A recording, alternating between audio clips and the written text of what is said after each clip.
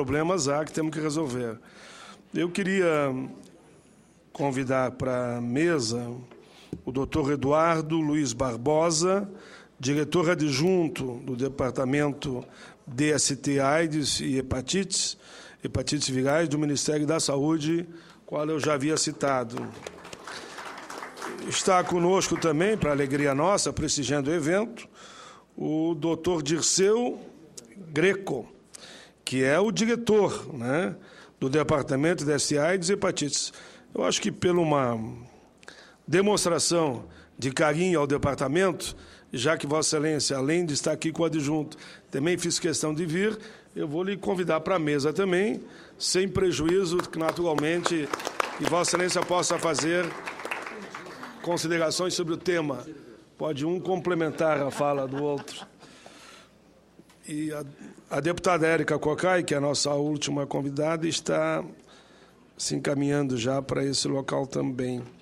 Então, de imediato, por ordem de chegada, eu passo a palavra ao professor doutor Jorge Adriano Bellocchi, membro da Rede Nacional de Pessoas que Vivem com HIV/AIDS. 10 minutos, com mais 5, se necessário.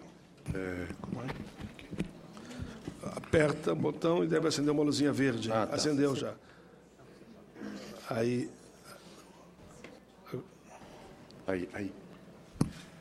Bom dia. Senhor senador, membros da Comissão de Direitos Humanos, agradeço o convite para falar nesta comissão e o público presente.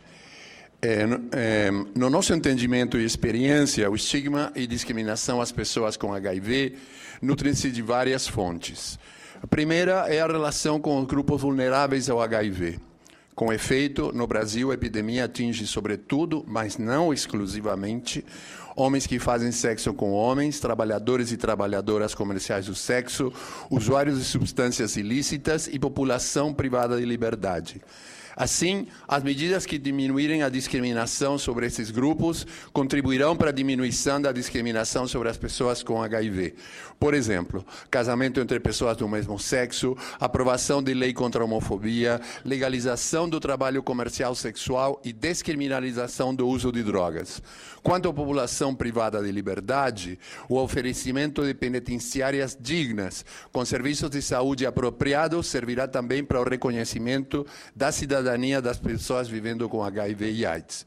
Reciprocamente, medidas como a censura às campanhas de 1º de dezembro de 2011 e Carnaval de 2012 para a prevenção do HIV na população homossexual jovem pelo Ministério da Saúde contribui para a discriminação a esta população e as pessoas com HIV.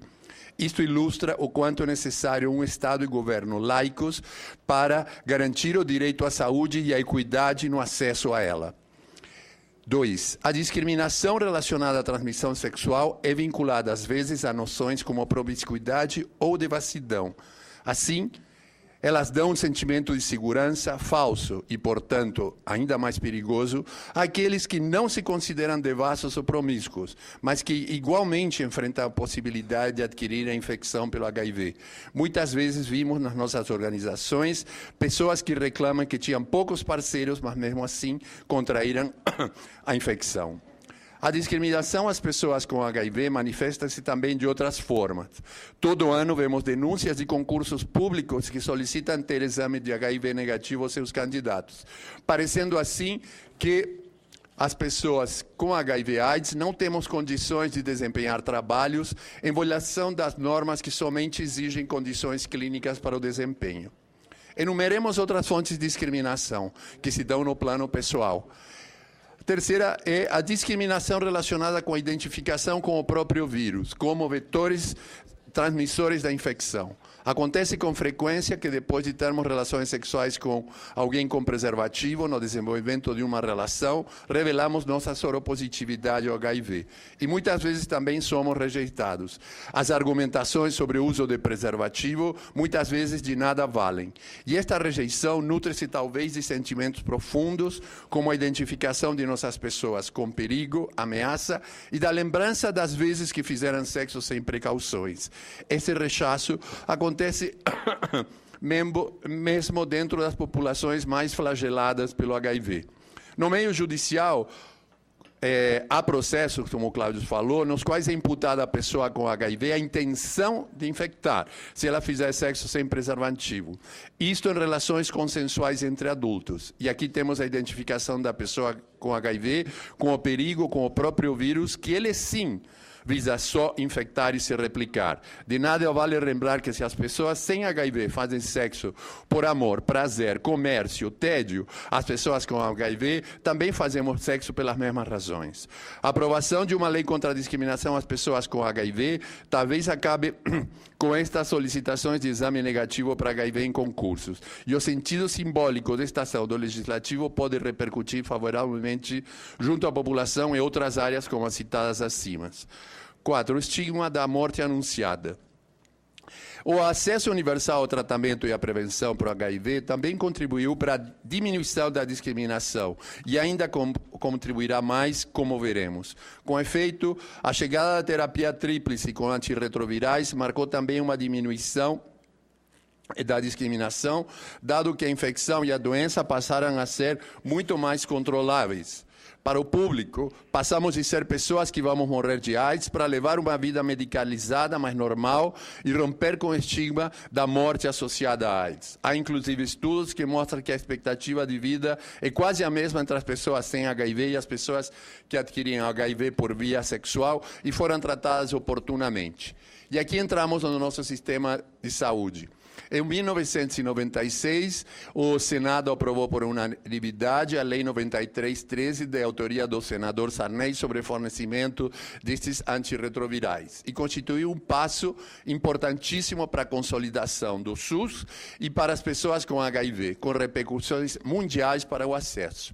Vale lembrar também que uma pessoa doente de AIDS precisa, com frequência, usar de toda a complexidade hospitalar para seu tratamento e precisa de profissionais experientes em diversas áreas. Isto nos leva, naturalmente, à necessidade de solicitar ao Senado que aprove a regulamentação da Emenda Constitucional 29, determinando o investimento de 10% do orçamento federal para a saúde. Voltemos a manutenção do acesso aos antivirais. Ele inclui os mais novos, que são uma necessidade para muitas pessoas com HIV, sem outras opções de tratamento. Mas, às vezes, esses medicamentos são vendidos a preços abusivos pelos detentores das patentes. Esse foi o caso do Efavirenz, objeto de um licenciamento compulsório durante o governo do presidente Lula, com benefícios para o orçamento de saúde. Esta realidade é geral na área dos fármacos. Uma lei de patentes que evite abusos e subterfúgios e adote todas as flexibilidades previstas nos acordos internacionais é fundamental para a oferta de tratamento adequado pelo SUS em todas suas especialidades e não somente na área de HIV/AIDS. Portanto, solicitamos que sejam aprovados os projetos de lei 139/99 e 5402/2013 na íntegra, na certeza de que eles respeitam a propriedade intelectual, mas também fornecem instrumentos para coibir os abusos relacionados em nome desta figura jurídica. E o que também é importante, colocarão o direito à saúde e acesso ao tratamento acima da propriedade intelectual. Esta posição é endossada pela Comissão sobre HIV e a Lei da Organização das Nações Unidas, coordenada pelo presidente Fernando Henrique Cardoso, que expressa, em tradução nossa, um corpo crescente de direito comercial internacional e do alcance excessivo de proteções de propriedade intelectual impedem a produção e distribuição de medicamentos genéricos de baixo custo. Supõe-se que a proteção da propriedade intelectual fornece um incentivo à inovação, mas a experiência tem mostrado que as leis atuais não promovem a inovação que atende às necessidades médicas dos pobres. Os países devem desenvolver um regime de propriedade intelectual eficaz para produtos farmacêuticos, consistente com leis internacionais de direitos humanos e necessidades de saúde pública, salvaguardando os direitos justificáveis dos inventores. O tratamento com antirretrovirais na diminuição e eliminação da transmissão. O tratamento com antirretrovirais mostrou recentemente, por exemplo, no ensaio HPTN 052, um benefício adicional. Se utilizado eficazmente em ausência de outras infecções de transmissão sexual, a pessoa com HIV não transmite o HIV por via sexual. Consequentemente, o uso do tratamento com antirretrovirais por pessoas com HIV para evitar a transmissão do vírus foi adotado recentemente pelo Ministério da Saúde nas suas diretrizes. Este benefício do tratamento com antirretrovirais, no sentido de cortar a transmissão, poderá ter reflexo na diminuição da transmissão. Com efeito, na medida em que a infecção passa pelos fluidos do corpo, a partir dos quais construímos, de modo profundamente arcaico, nossa maneira de pensar a vida, a identidade, a parentalidade, a filiação, a aliança matrimonial, o impacto do tratamento sobre o risco de transmissão poderá resultar num impacto sobre essas representações profundas. A longo prazo, a difusão... Eu já estou terminando, senador. Mas tem mais 5 minutos ainda. Tá certo. Esse sinal é para avisar que tem mais 5, todos em estado de alerta, então. Bom, retomando. E é automático, não é eu que aperto, não.